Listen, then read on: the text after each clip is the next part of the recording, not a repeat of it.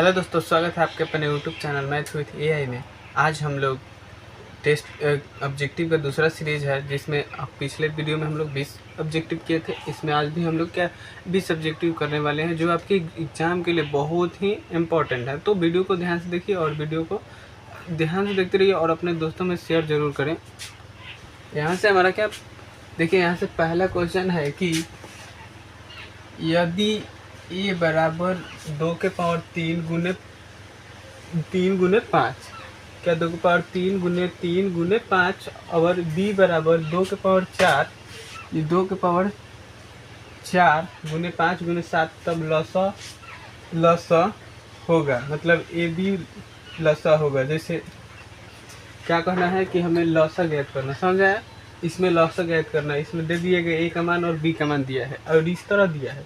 तो हमने पिछले वीडियो में सब्जेक्टिव को वाला इम्पोर्टेंट क्वेश्चन कराए थे, उसमें एक फार्मूला आपको बताए थे कि ऐसा होता है ना, LCM गुने HCF होता है ना, सॉरी ऐसे नहीं, LCM गुने HCF बराबर पहली संख्या गुने दूसरी संख्या, ऐसा होता है। फार्मूला बताया था आपको। इसमें हमारा क्या क्या दे दिया गया, पहली संख्या यानी कि ए दे दिया गया है पहली संख्या, अब बी दूसरी संख्या दे दिया गया है। तो हमें ये में से दोनों में से कौन पता नहीं है, हमें निकालना ई वाला है। तो सबसे पहले मुझे ये निकालना पड़ेगा ना हम लोग को। सबसे पहले हम लोग ये निकाल लेते हैं, कौन ला HCF निकाल लेते हैं। HCF आसान होता है। जैसे मान लीजिए अगर हम लिख दें कितना 3 इंटू इतना 3 इंटू 5 हो गया, और उसके बाद नीचे वाला लिख दे कितना 2 4 गुने 5 गुने 7। आपको देख लीजिए कि तीन गो 2 है, 4 गो है, तो इससे एगो है ज़्यादा है ना, इससे एगो ज़्यादा है, तो दोनों को बराबर करके लिख देंगे कितना 3, एगो लिख देंगे यहाँ पर, और इसमें से हई मिल रहा है तो इसको 5 लिख देंगे, हो गया। बस इतना ही HCF निकालना होता है हमें। HCF में इतना ही निकालना होता है। 2 गो अगर मूरी पर 3 गो है 2 के, तो 8 हो जाएगा हमारा, एगो गुने में 5 है। तो आंसर हमारा HCF निकल के कितना आया 40। HCF हमारा निकल कितना आया 40 आया। HCF कितना निकला है 40। तब हम लोग LCM निकाल सकते हैं ना, क्योंकि HCF निकालना बहुत आसान होता है। तो अगर LCM हम निकालना है, HCF मिल गया हमें, तो HCF जब मिल गया तो इसको उधर भेज देंगे, निकालना इसे तो इधर बराबर में ही रहने देंगे। पहली संख्या यानी कि पहली संख्या कहने का मतलब है कि इसको लिख देना है कितना 3 5 ऐसा है, और उसके बाद गुना में इसको भी लिख देना है 4 5 इंटू 7, अब बटे में 40, क्योंकि HCF का मान आया था ना, इसका मान हमारा कितना आया था, देखिए इसका मान ऐसा ना 8 आया था। अगर 2 के मूरी पर 3 है तो हमारा मान कितना 8 आ जाएगा, तो इसलिए 8 है, तो इसको काट देंगे, इसको काट देंगे, तो कितना बार में 5 बार में कटेगा, और फिर ई5 कट जाएगा, कितना बार में हो गया खत्म। अब कहीं कटने वाला नहीं है। अगर हम गुना करें तो देखिए, अगर मूरी पर 4 है 2 के, तो 16 हो जाएगा। जैसे देखिए 2 दूनी 4 4 दूनी 8 और 2 16 हुआ, और फिर उसे 16 में 5 से गुना करेंगे तो 16 × 5 = 80, और 80 में 7 से गुना करेंगे तो 560। यहाँ से देखिए कि 0 इतना आएगा 560, और 560 में फिर अगर 3 से गुना करें, देखिए यहाँ पर 560 में 3 से गुना करें तो 0 6 3 18 के 8 और 5 3 15 1 16, कितना आंसर आया। LCM बराबर हमें 1680 मिल गया, 1680 मिल गया यहाँ पर 5 साल। तो LCM बराबर 1680 आंसर। पहला क्वेश्चन का आंसर हमारा 1680 आंसर हो गया। इसमें कुछ नहीं है, आप फॉर्मूला याद रखेंगे तो हो जाएगा। फॉर्मूला याद रखना बहुत ज़रूरी है, क्योंकि क्वेश्चन एग्जाम में भी इस तरह के बहुत सारे आते हैं। तो फॉर्मूला पर लोग ज़्यादा फोकस कीजिए हर एक चैप्टर से। और उसके बाद दूसरा क्वेश्चन हमारा कि यदि m एक धनात्मक पूर्णांक है तो धनात्मक विषम पूर्णांक का रूप होगा। मान लीजिए अगर हमें धनात्मक और विषम कह रहा है, तो विषम कहे का मतलब होता है का जिसमें 2 से पूरा पूरा भाग ना लगे, समझ में। अब फिर सम कहे तो जिसमें 2 से पूरा पूरा भाग लग जाए। तो इस तरह से अगर हम एक एग्जांपल दे 4m + 2 एक हो गया हमारा, दूसरा लिखे 4m + 4 ऐसे लिखे, अब 4m + 1। तो इसमें से आप बताइए कि धनात्मक पूर्णांक कौन होगा, कौन होगा, यानी कि हमें विषम खोजना है, तो इसमें से विषम कौन है। ये तो हमारा क्या है, सम है, यह सम है, ये हमारा विषम है, ये हमारा विषम है। तो विषम के लिए क्या हो जाएगा 4m + 1, 4m + 1। हर क्वेश्चन में एग्जाम हमारा ऑप्शन यही नहीं रहेगा। तो जिस विषम कहेगा तो जिसमें विषम संख्या दिखाई दे वो विषम होगा, जिसमें सम कहेगा सम दिखाई दे तो सम हो जाएगा। यहाँ तक समझ में आ गया होगा। तो अगला क्वेश्चन है, अगला क्वेश्चन है कि निम्नलिखित, देखिए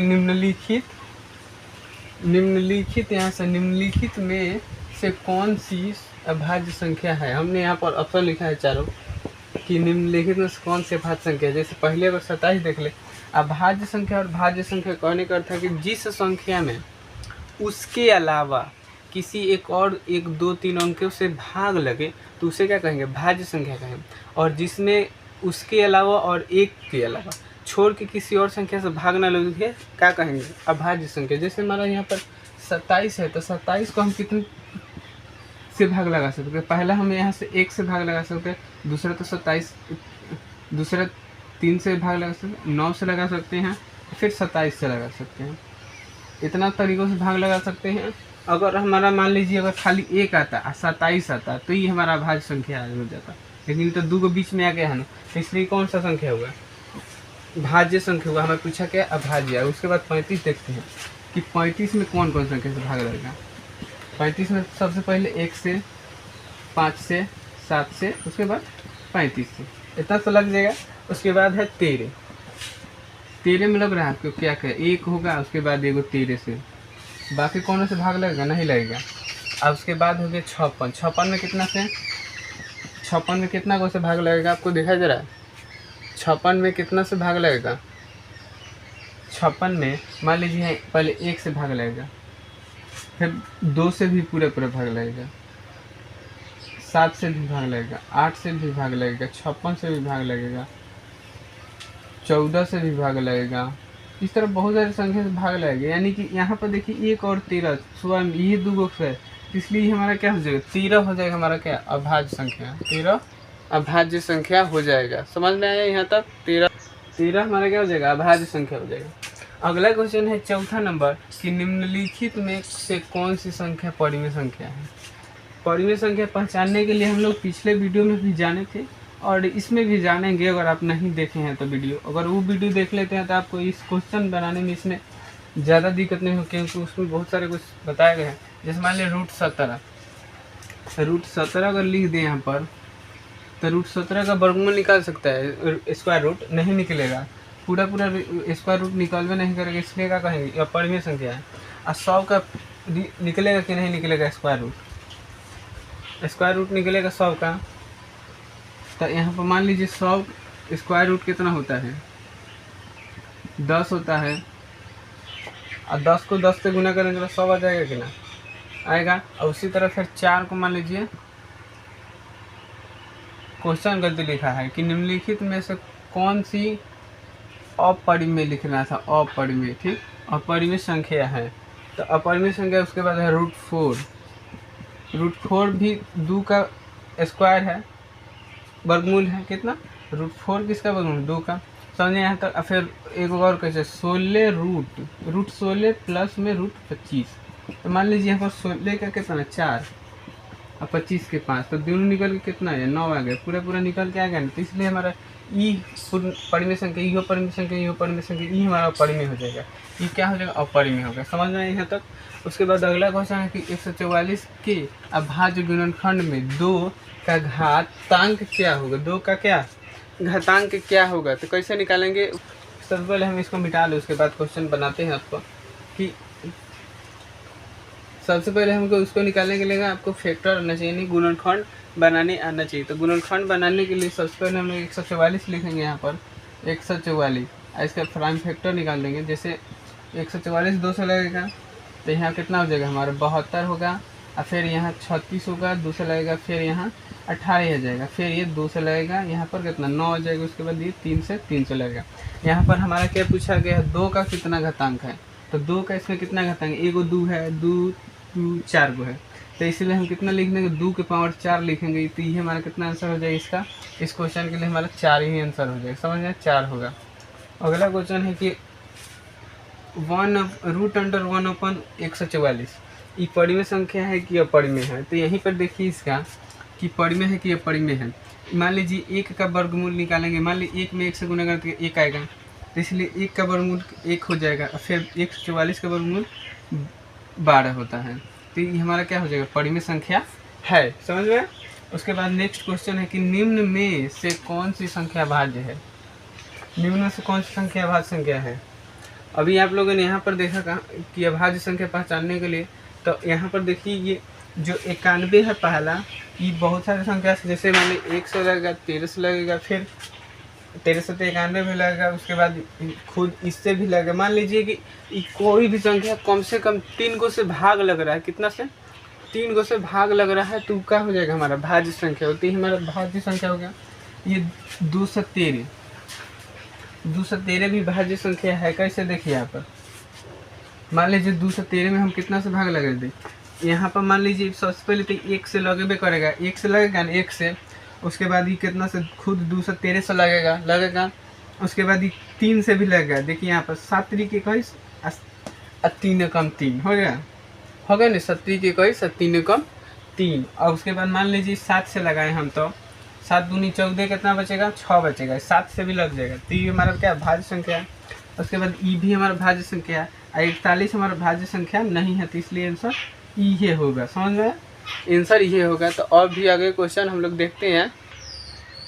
यहाँ से हमारा 8वां नंबर क्वेश्चन, वहाँ 7 तक कर लिए हम लोग, यहाँ से 8वां नंबर क्वेश्चन स्टार्ट होता है कि एक अशून्य परिमेय संख्या, क्या एक अशून्य परिमेय संख्या कहने का अर्थ है कि जिसमें शून्य ना हो वैसा परिमेय संख्या और अपरिमेय संख्या का गुणनफल क्या होगा। मान लीजिए एक अशून्य परिमेय संख्या हम लोग क्या ले लें, 5 ले लेते हैं, जिसमें इसमें कौन शून्य थोड़े ना है, और एक अपरिमेय संख्या कितना ले लें, √5 ले लें, तो इसमें कितना होगा, ये हमेशा कौन सा संख्या निकल के आएगा, अपरिमेय निकल के आएगा, क्योंकि √5 ऐसे निकल के आएगा आंसर, तो इसलिए क्या होगा, अपरिमेय संख्या होगा, समझ आया।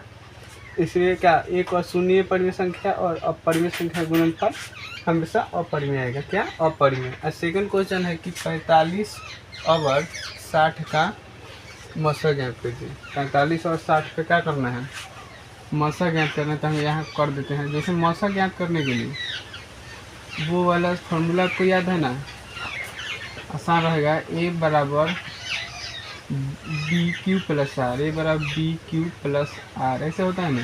तो जो संख्या बड़ है इसको बाहर रख देंगे ना, और इधर 45 कितना से गुना करेंगे, 60 आएगा, 2 से 90 आ जाएगा, तो 1 से गुना करते हैं, कितना 1 आया, 45 और 45 में कितना जोड़ेंगे कि आ जाएगा, 15 जोड़ेंगे तो आएगा ना, तब ना 15 5 5 10 और 5 1 6 हो जाएगा।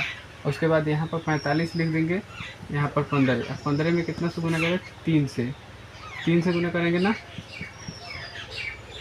प्लस में 0, तो 15 3 45 हो गया 0, इसलिए हमारा इसका आंसर कितना होगा, 15 ही आंसर होगा।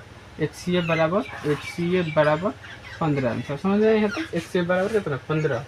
तो इस क्वेश्चन का भी आंसर आप लोग देख लिए।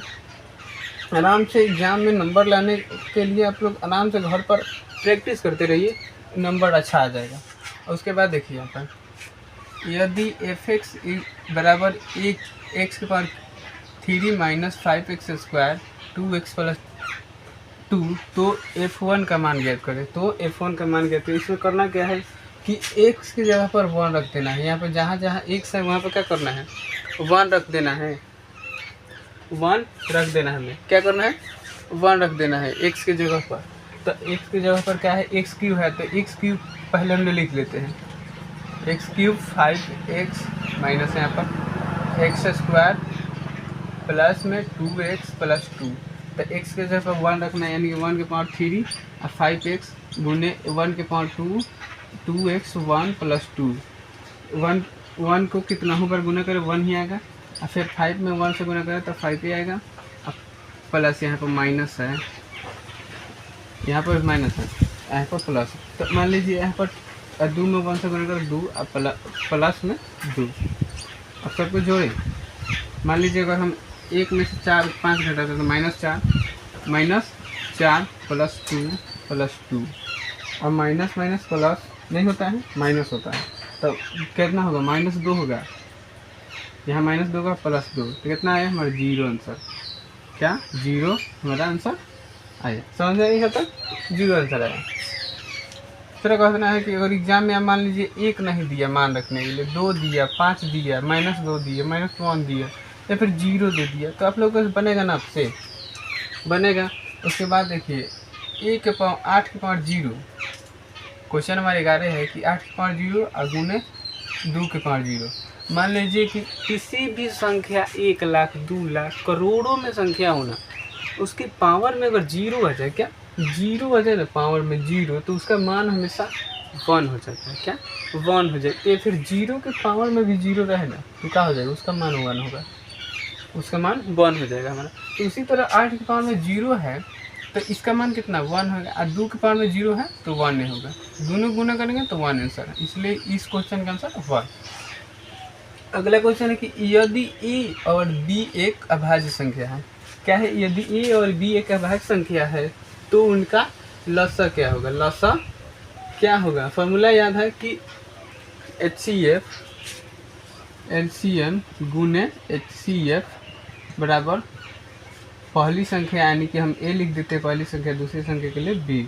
तो मान लीजिए आई, उसके बाद क्या है, ये लसा हमें पूछा है ना, तो इसको फार्मूला में नहीं निकालना है हमें। मान लीजिए पहली बात कि हम किसी भी संख्या को निकालने के लिए लसा के लिए क्या है, गुना करते हैं, गुना करते हैं। अगर मान लीजिए कि कह दे कि 5 और 6 का लसा निकालो, तो क्या करेंगे, दोनों को गुना करेंगे तब ना 6 × 5 = 30 आएगा। तो उसी तरह a और b का गुना निकालना है। यहाँ पर अभाज्य संख्या है जिसका भाग ही ना लगे, यहाँ पर 5 का भाग लगेगा, दोनों एक ही संख्या में नहीं लगेगा, तो इसलिए दोनों अभाज्य संख्या तब निकालने के लिए हम क्या करते हैं, हम लोग गुना कर देते हैं, गुना दोनों में। तो इसलिए आंसर हमारा क्या होगा, AB, या फिर ऐसे गुना बीच में इसमें भी है इसमें भी, तो इस दोनों में दोनों आंसर होगा। उसके बाद है कि 2, 10, क्या 2, 10 और 20 के लसा और मसा का अनुपात होगा। अनुपात कहने का मतलब होता है हमारे साथ बाटा, अनुपात कहने का मतलब क्या होता है, बाटा होता है। तो 2, 10 और 20 के क्या निकालना है, लसा और मसा निकालना है। तो इसको सबसे पहले इसका हम लोग क्या निकाल दें, मसा निकाल देंगे ना, उसके बाद आराम से निकल जाएगा लसा। देखिए जैसे मैं अगर 2 का फैक्टर निकाल दें तब 2 × 1 होगा, और 10 का फैक्टर निकालें तो 2 × 5, और 20 का फैक्टर निकालें तो 2 × 2 × 5, तब ना 20 का फैक्टर। ऐसे निकालने के लिए देखेंगे कि तीनों फैक्टर में कौन एक संख्या मिल रहा है कि नहीं मिल रहा है, उसके अलावा अगर कौन नहीं मिल रहा है तीनों, तो इसका HCF कितना होगा, 2 होगा, HCF 2 होगा। और उसके बाद LCM निकालने खातिर मान लीजिए हम LCM निकाले के वही तरीका उपयोग कर दे रहे हैं, उपयोग जो भाग विधि वाले जो बचपन में बनाया करते थे, वो भी कोई दिक्कत नहीं, वही बन जाएगा। उसके बाद आपको एग्जाम में जौन तरीका याद पड़ रहा है वही बना देना है, बाकी सोचे वाला कोनो दिक्कत नहीं। तो ये 1 बार में, ये 5 बार में, ये 10, उसके बाद 5 से 1 1 2 1 1 2। तो अब इसको गुना कर देंगे तो 4 बचे 20 हो जाएगा, 20 होगा ना। तो अनुपात कहने का मतलब हम क्या बताए, बाटा बताए। इसमें सबसे पहले क्या कहा है, लसा। तो लसा के लिए ऊपर हम क्या रख देंगे, 2 रखेंगे, नहीं सॉरी, लसा के लिए हमें ऊपर हमें लसा के लिए 20, यानी लसा आया 20, HCF 2, और दोनों को काट देंगे बाटा में, तो कितना ऊपर 10 आएगा नीचे 1 आएगा, तो 1 आएगा ना। तो इसका आंसर होगा ऐसे में, ये अनुपात 1 ऐसे होता है, 10:1, या फिर ऐसे भी लिख लें 10/1, तो वही आंसर होगा, 10:1 होगा। उसके बाद सबसे छोटी भाज्य संख्या, सबसे छोटी भाज्य संख्या हमारा क्या होता है, सबसे छोटी भाज्य संख्या 4। कहेंगे कि 2 भी होता है, 2 नहीं होता है। मान लीजिए आप 2 को 2 और 1 के अलावा किसी संख्या से भाग लगा सकते हैं? कौन से लगाएंगे? कौन से नहीं लगेगा, तो इसलिए क्या भाज्य संख्या होता है। सबसे छोटी भाज्य संख्या 4 और सबसे छोटी अभाज्य संख्या कौन? 2। सबसे छोटी अभाज्य संख्या 2 और दोनों का हमें क्या निकालना है? मौसा निकालना है ना। तो मौसा निकालने खातिर क्या कहेंगे? सबसे पहले इधर रखेंगे वही फॉर्मूला से a बराबर डी क्यू प्लस आर, तो 2 यहाँ पर लिख देंगे 2 प्लस 0, इसलिए आंसर हमारा कितना है? हमेशा 2 आएगा। समझा? 2 आंसर आएगा। ये क्वेश्चन हमेशा याद रखा कीजिए। क्या क्वेश्चन को याद रखिएगा लोग, क्योंकि ये क्वेश्चन एग्जाम में बनता है। इसमें कोई ये नहीं है कि नहीं क्वेश्चन बनेगा। इस तरह मान लीजिए क्वेश्चन जो करा रहे हैं ये नहीं है, तो इसके टाइप चेंज कर दिया जाएगा, या फिर 2 की जगह पर 4 किया जाएगा, 5 की जगह पर 6 किया जाएगा, टाइप चेंज हो जाएगा, लेकिन कंसेप्ट तो यही रहेगा ना। तो उसके बाद देखते हैं कि 2 लगातार संख्या का मौसा क्या होगा। लगातार कहने का मतलब कि 2 के बाद 3, 4 के बाद 5, 1 के बाद 2, 7, 8, 9 तक यही लगातार आना चाहिए। तो 2 लगातार संख्या, मान लीजिए हम सबसे पहले हम लोग 2 ले लेते हैं और 2 के बाद क्या आता है? 3 आता है। तो दोनों का क्या निकालना है? मौसा निकालना। तो हमें मौसा कैसे निकलता है? यही ना कि a बराबर बी क्यू प्लस आर। जो a होता है वो बड़ा होता है, अब b सेकंड वाला संख्या, तो 2 × 1 + 1 ऐसे होगा, तब ना 3 हो जाए। फिर यहाँ पर 2 भेज देंगे, यहाँ पर 1 करेंगे, यहाँ पर 2 कर देंगे, यहाँ पर क्या कर देंगे? 0 कर देंगे। तो इसलिए इसका आंसर 1 हो गया। हमेशा क्या आएगा? 1 आएगा। 2 लगातार संख्याओं का मौसा क्या आएगा? 1 आएगा। और एग्जाम्पल में देखते हैं, जैसे मान लीजिए हम 4 और 5 ले लें, 4 और 5 ले तो 5 संख्या बड़ी है तो ए हो जाएगा, अब बी हो जाएगा क्या? 4, और गुने में कितना? 1 + 1, तब ना 5 हो जाएगा। यहाँ पर 4 लिख दें, यहाँ पर कितना? 1 लिखें, अब 4 लिखें, 4 लिखें, उसके बाद 0 लिखें, तब ना 4 एकम 4 और 4 में 0 देगा 0। तो इसलिए इसका भी आंसर 1 ही आएगा। ये पहला वाला संख्या क्या होता है? 1 होता है। हमेशा बी आंसर होता है हमारा। जैसे मान लीजिए फॉर्मूला हमारा क्या होता है? a बराबर बी क्यू प्लस आर, तो हमारा आंसर ये होता है, हमेशा ये है। समझे? तो b की जगह पर है, इसलिए ये बन सा हमेशा क्या होगा? 2 लगातार संख्याओं का मौसा हमेशा 1 होगा, याद रखना होगा ये वाला। उसके बाद 5005 के कितने गुणनखंड होंगे? 5005 के कितने गुणनखंड होंगे? यहाँ पर निकाल कर हम लोग देखते हैं।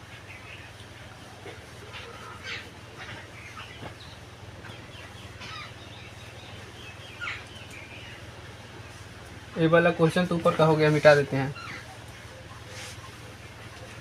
5005 कितना से? 5 से लगेगा।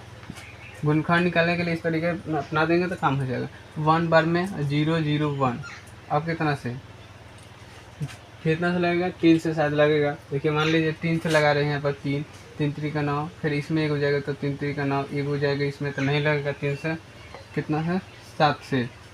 मान लीजिए 7 से लगा रहे हैं तो 7 एकम 7, 3 इसमें जाएगा तो 7 चौक 28, 2 उसमें जाए तो 7 3 के 21 लग जा रहा है। यानी कि 7 से लगा दें यहाँ पर 7, तो 7 एकम 7, 7 चौक 28, उसमें 2 को जाएगा तो 7 3 का 21। यहाँ तक हो गया हमारा। उसके बाद फिर कितना से लग जाएगा हमारा? 2 से 7 से लग जाएगा, 7 दूनी 14 ना लगेगा। फिर 3 से लगे तो 3 चौका 12, 3 चौका 12, अगर उसमें 2 जाएगा तो ना लगेगा 7 से। फिर कितना से लगेगा? 9 से 9 कम 9, मान लीजिए यहाँ पर 9 कम 9 हो गया, कितना बचा? 5 बचा, तब ना लगेगा, नहीं लगेगा।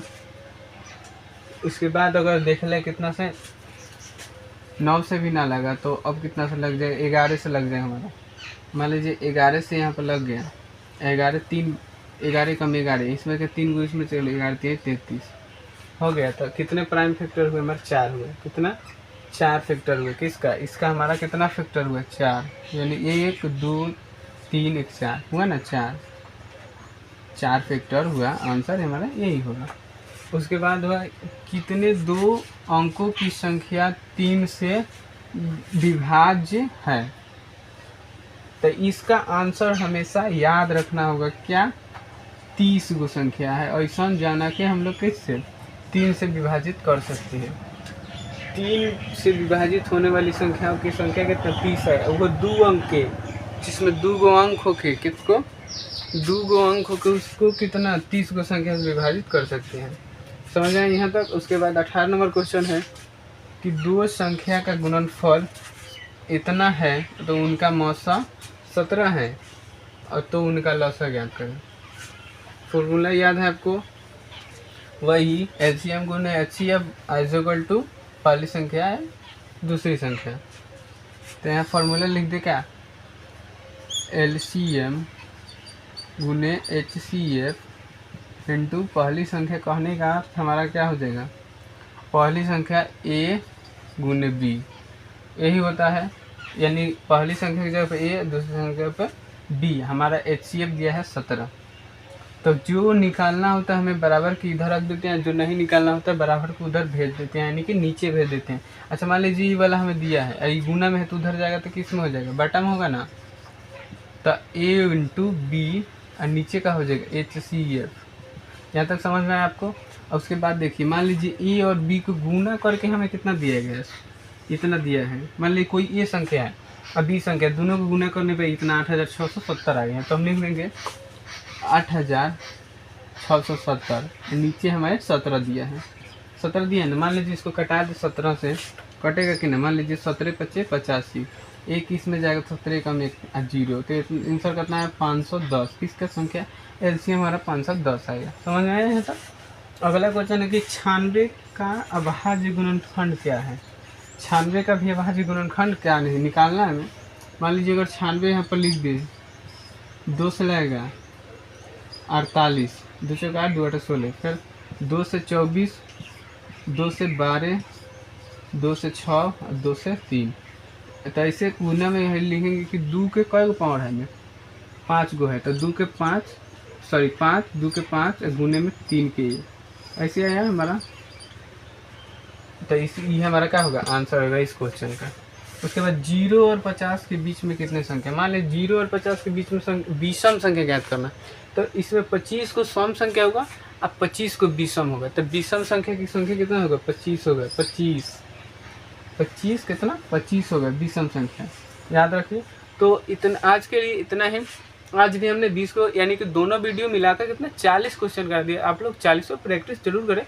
चलिए मिलते हैं अगले वीडियो में। वीडियो अच्छा लगा तो दोस्तों में शेयर जरूर कर दें। चलिए मिलते हैं अगले वीडियो में।